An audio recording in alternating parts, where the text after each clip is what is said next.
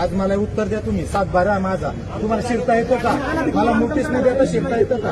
कुठल्या अधिकाराखाली तुम्ही पॉकलँड आणलं? बोलून नाही दिलं त्यांनी. कुठल्या अधिकाराखाली तुम्ही पॉकलँड लावलं? उत्तर द्या. त्याचं उत्तर आहे का आयुक्तांकडे? आमची कंप्लेंट 7/12 आमच्या मालकीचा. तुम्ही पोझिशन कसल्या बेसवरती करताय? उत्तर द्या. मी आज बांधकाम नाही माझं या जागेमध्ये, पाडले भाऊ. 36 मीटरला मार्किंग खाली करून दिले. कुणीच माणूस 36 मीटरच्या बाहेर नाहीये.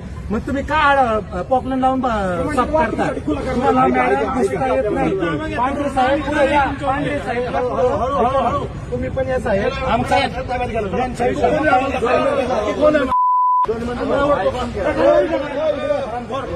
मस्ती करायची नाही. परत पोलिसाला ओढताय का तुम्ही?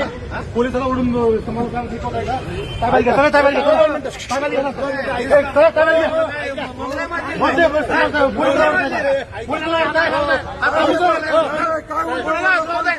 पोलिसाला ओढताय का आम्हाला? मस्ती करायची नाही. मला सांगा.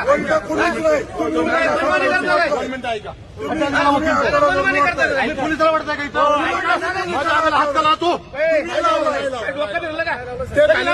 तुझाच माणूस आणि तुमचाच माणूस आहे तो. मी काय केलंय सांगा. मस्ती करायची तुम्ही हात धरून पोलिसाला ओढलंय. मला ओढलंय. मला ओढलंय. अजिबात ओढलं नाही. कुणाला ओढलंय? बघायचं का? कुणाला ओढलंय? बघायचं का? मला हात ओढते. मी गाडीला बसले. तुमचा वकील तो वकील आमदार साहेब काय म्हणतात बघा. आमदार इथं समोर आमदाराचा आवाज चढला होता. अजिबात नाही. त्यांच्याशी चर्चा करा. त्यांच्याशी आम्हाला कशाला ओरडायचं मध्ये?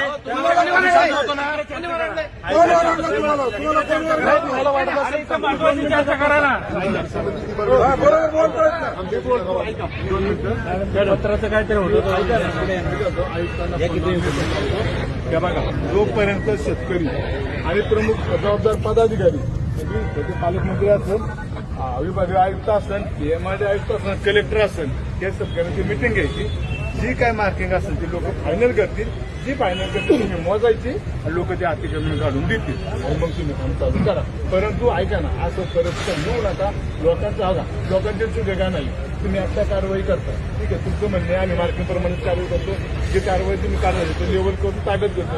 लोकांची मानसिकता ही आहे की बाबा आम्ही जर आज पोझिशन दिलं तर त्याच्या मोबदला आम्हाला कधी मिळण्याची गॅरंटी नाही. गॅरंटी घेण्यासाठी